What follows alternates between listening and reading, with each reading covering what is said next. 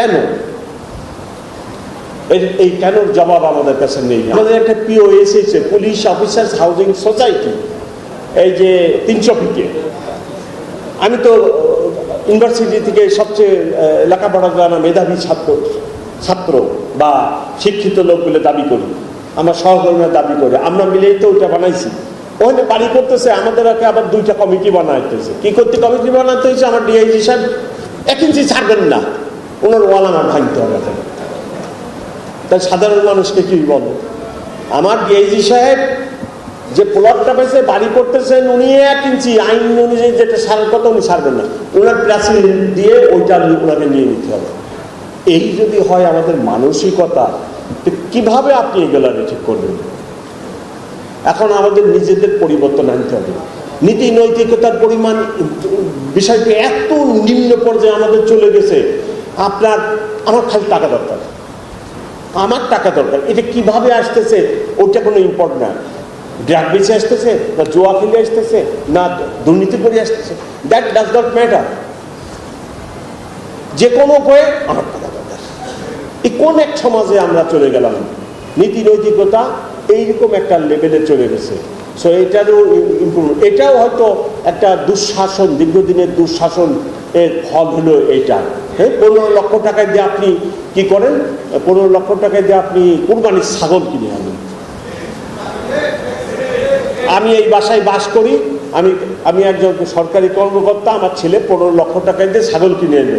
আমি একটিবার ভাবি না যে ওই আমার প্রতিবেশী কি ভাবতেছে যে আমি 70,000 টাকা বেতনের চাকরি করি আর আমি 15 লক্ষ টাকা দিয়ে আমার ছেলে ছাগল কিনে চলে যাচ্ছি। এগুলো আপনি কোথায় যাবেন বলেন? যাওয়ার একটা জায়গা দেখান আমার, যে আমি ওখানে যাই। এই হলো আমাদের দেশের নীতি নৈতিকতার অবস্থান।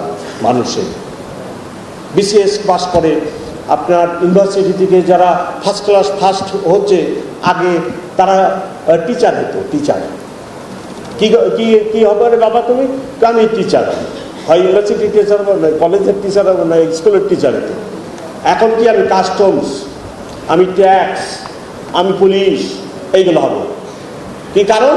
আপনারা তো সহজেই বুঝতেছেন কারণ। তো এই মেন্টালিটি যদি হয়, তাহলে আপনি আমাকে বলেন এই সামাজিক পরিবর্তনটা কে আনবে? তবে আমার পার্সোনাল ওপিনিয়ন, ব্যক্তিগত ওপিনিয়ন, এই পরিবর্তন আনতে হবে পলিটিশিয়ানদের। It's not the job of the police commissioner, আমার কাজ না। এই কাজ পলিটিশিয়ানদের। ওনারা কিভাবে এইসব পরিবর্তন আনবেন, ওনারা মাথা ঘামান। আমাদের কাজ এটা না। ওনারা হলো একটা বাসের ড্রাইভার আর আমরা হলাম প্যাসেঞ্জার।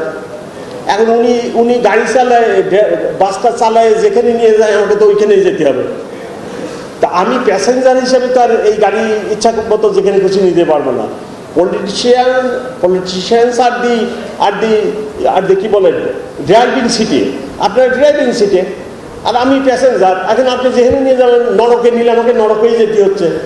সো এই যে সামাজিক পরিবর্তন, এই যে এত কিছু, সব দায়িত্ব আলটিমেটলি দিন শেষে পলিটিশিয়ানদের ঘাড়ে। ওনারা চিন্তা ভাবনা করুক, ওনারা বাস্তবধর্মী সিদ্ধান্ত নিন, ওনাদের এই দায়িত্ব নিতে হবে, পালন করতে হবে, অন্যদের নয়। সকলকে অনেক ধন্যবাদ। দীর্ঘ বক্তৃতা দিলাম এবং অনেককে আমি বক্তৃতা দেওয়া থেকে বঞ্চিত করলাম, তার জন্য আমি দুঃখিত। তবে আমি ওয়ান্স এগেন আমি অত্যন্ত দুঃখিত, আমার সহকর্মীরা অত্যন্ত দুঃখিত। আমরা অত্যন্ত মর্মাহত জুলাই আগস্টের ঘটনা নিয়ে। আমরা কেন এই কাজ করতে গেলাম? কেন আমি এদেশের মানুষের বুকে গুলি চালাবো? কেন? এই কেনর জবাব আমাদের কাছে নেই। আমরা খুব অনুতপ্ত, ক্ষমা প্রার্থী আপনাদের কাছে। আমরা এই কাজ করতে চাই না। আর পলিটিশিয়ানরাও যেন আমাদেরকে এইভাবে আর ব্যবহার করে না, আমরা ব্যবহৃত হতে চাই। আপনারা ভালো থাকবেন, আপনারা থানার সেবা নেবেন। আমার ওসিকে যা বলার আমি অলরেডি মেসেজ দেওয়া আছে। আপনারা মামলা করবেন, ঘটনা হলে সত্য ঘটনার মামলা করবেন। আমি বলছি আমার এক থানায় 500 মামলা হোক, হিসাব নিকাশ কৈফিয়ত আমি দিব, জবাব আমি দিব। কিন্তু কোনো লোক ঘটনা হয়েছে কিন্তু ওসি মামলা নিবে না, এই ঘটনা